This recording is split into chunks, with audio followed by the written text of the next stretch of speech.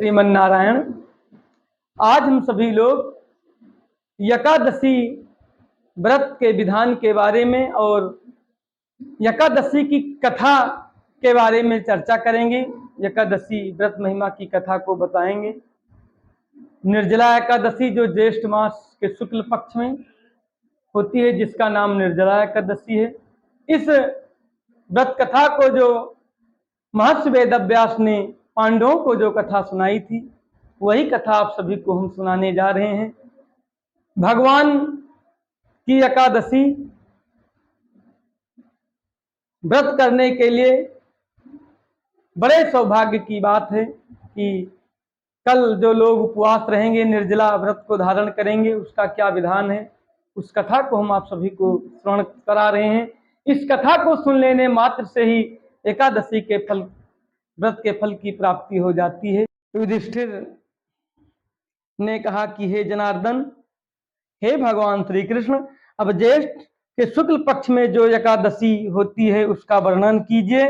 भगवान कृष्ण बोले, हे राजन, इसका वर्णन परम धर्मात्मा सत्यवती नंदन व्यास जी करेंगे, क्योंकि ये संपूर्ण शास्त्रों के तत्वज्ञ और वेदांगों में पारंगत विद्वान हैं।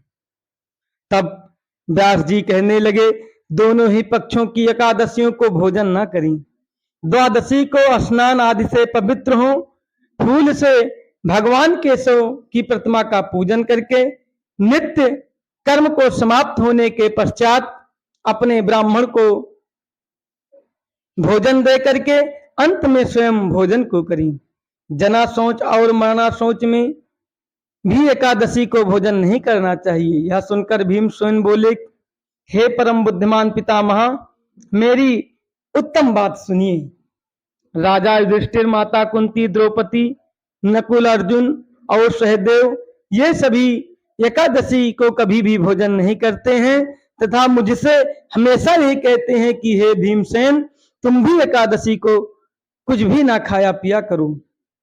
किंतु मैं इन लोगों से यही कह दिया करता हूं कि मुझसे भूख नहीं सही जाएगी।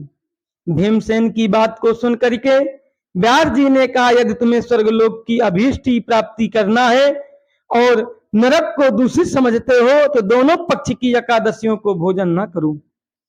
भीमसेन बोले, महाबुद्धिमान पितामह, मैं आपके सामने सच्ची बात कहता हूं। एक बार भोजन करके भी मैं इस व्रत को नहीं कर पाऊंगा या किसी भी प्रकार का मैं उपवास नहीं कर सकता हूं। मेरे उदर में वृक नामक अग्नि सदा प्रज्वलित रहती है, अतः जब मैं बहुत अधिक खाता हूं तभी यह अग्नि शांत होती है। इसलिए हे महामुन, मैं वर्ष भर में केवल एक ही उपवास कर सकता हूं, जिससे स्वर्ग की प्राप्ति सुलभ हो तथा जिससे करने से मैं कल्याण का भागी हो सकूं। ऐसा कोई एक व्रत निश्चय करके बताइए, मैं यथोचित रूप से उसका पालन करूंगा। व्यास जी ने कहा कि हे भीम, ज्येष्ठ मास में सूर्य वृक राशि पर हो या मिथुन राशि पर शुक्ल पक्ष हो, पक्ष में जो एकादशी हो उसका यत्न पूर्वक निर्जला व्रत करो। केवल कुल्ला या आचमन करने से मुख में जल डाल सकते हो, उसको छोड़ करके और किसी भी प्रकार का जल विद्वान पुरुष मुख में ना डाले, अन्यथा व्रत भंग हो जाता है। एकादशी को सूर्योदय से लेकर के दूसरे दिन सूर्योदय तक मनुष्य जल का त्याग करे तो यह व्रत पूर्ण होता है। उसके बाद द्वादशी को निर्मल प्रभात काल में अर्थात सुबह के समय स्नान करके ब्राह्मण को विधि पूर्वक जल और स्वर्ण का दान करे। इस प्रकार सब कार्य पूरा करके जितेंद्रिय पुरुष ब्राह्मण के साथ भोजन करे। वर्ष भर में जितनी एकादशियां होती हैं उन सब का फल निर्जला एकादशी के सेवन से मनुष्य प्राप्त कर लेता है, इसमें तनिक भी संशय नहीं है। शंख चक्र गदा को धारण करने वाले भगवान केशव ने मुझसे कहा था कि यदि मानव सबको छोड़कर एकमात्र मेरी शरण में आ जाए और एकादशी को निराहार रहे तब वह सब पापों से छूट जाता है। इस प्रकार से व्यास जी ने भीमसेन से कहा। एकादशी व्रत करने वाले पुरुष के पास विशाल काय विकराल आकृति वाले काले रंग वाले दंड पांचधारी भयंकर यमदूत नहीं जाते हैं। अंतकाल में पीतांबरधारी सौम्य स्वभाव वाले, हाथ में सुदर्शन धारण करने वाले और मन के समान वेगशाली विष्णु के दूत आकर के इस वैष्णव पुरुष को भगवान विष्णु के धाम को ले जाते हैं। अतः निर्जला एकादशी को पूर्ण यत्न करके संपूर्ण उपवास करना चाहिए। तुम भी सब पापों की शांति के लिए यत्न के साथ उपवास और श्री हरि का पूजन करो। स्त्री हो या पुरुष, यदि उनके मेरु पर्वत के समान या उसके बराबर महान पाप किया हो तो वह सब एकादशी के व्रत के प्रभाव से भस्म हो जाता है। जो मनुष्य निर्जला एकादशी के दिन नियम का पालन करता है वह पुण्य का भागी होता है। उसे एक एक पहर में कोटि कोटि स्वर्ण मुद्रा का दान करने का फल प्राप्त होता सुना गया है। मनुष्य निर्जला एकादशी के दिन स्नान, दान, होम, भोजन आदि जो भी कुछ करता है वह सब अक्षय हो जाता है। यह भगवान श्री कृष्ण का कथन है। निर्जला एकादशी को विधि पूर्वक उत्तम रीति से उपवास करके मानो वैष्णव पद को प्राप्त कर लेता है। जो मनुष्य एकादशी के दिन अन्न खाता है वह पाप भोजन करता है। इस लोक में वह चांडाल के समान है और मरने पर वह दुर्गति को प्राप्त होता है। जो ज्येष्ठ के शुक्ल पक्ष में एकादशी के उपवास को करके दान देंगे वे परम पद को प्राप्त होंगे।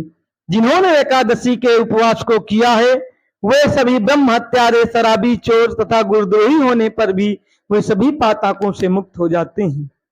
कुंती नंदन, निर्जला एकादशी के दिन श्रद्धालु स्त्री पुरुष के लिए विशेष दान और कर्तव्य विहित है, उसे सुनो। उस दिन जल में शयन करने वाले भगवान विष्णु का पूजन करें और जलमयी धेनु का दान करें अथवा प्रत्यक्ष धेनु या घृतमयी धेनु का दान करना चाहिए। पर्याप्त दक्षिणा और भली भांति के मिष्ठानों द्वारा यत्न पूर्वक ब्राह्मण को द्वादशी के दिन संतुष्ट करना चाहिए। ऐसा करने से ब्राह्मण अवश्य संतुष्ट होते हैं और उनके संतुष्ट हो जाने पर श्रीहरि मोक्ष को प्रदान कर देते हैं। जिन्होंने साम दान में प्रवृत्त हो श्रीहरि की पूजा और रात्रि में जागरण करते हुए इस निर्जला एकादशी का व्रत किया है, उन्होंने अपने साथ बिताई हुई 100 पीढ़ियों और आने वाली 100 पीढ़ियों को भगवान वासुदेव के परम धाम को पहुंचा दिया है। निर्जला एकादशी के दिन वस्त्र, गौ, जल, सैया, सुंदर आसन, कमंडलू तथा छाता का दान करना चाहिए। जो श्रेष्ठ एवं सुपात्र ब्राह्मण को जूता दान करता है वह सोने के विमान पर बैठ करके स्वर्गलोक में प्रतिष्ठित होता है। जो इस एकादशी की महिमा को भक्ति पूर्वक सुनता है तथा जो भक्ति पूर्वक उसका वर्णन करता है वे दोनों स्वर्ग में जाते हैं। चतुर्दशी युक्त अमावस्या को सूर्य ग्रहण के समय श्राद्ध करके मनुष्य जिस फल को प्राप्त करता है वही इसके श्रवण से भी प्राप्त हो जाता है। पहले सुबह उठ करके दंत धावन अर्थात दातुन करके यह नियम लेना चाहिए कि मैं भगवान केशव की प्रसन्नता के लिए एकादशी को निराहार रह करके आचमन के सिवा दूसरे जल का सभी का त्याग करूंगा। इस प्रकार से जो संकल्प करता है उसके सभी मनोकामना पूर्ण हो जाती है। द्वादशी को देव देवेश्वर भगवान विष्णु का पूजन करना चाहिए।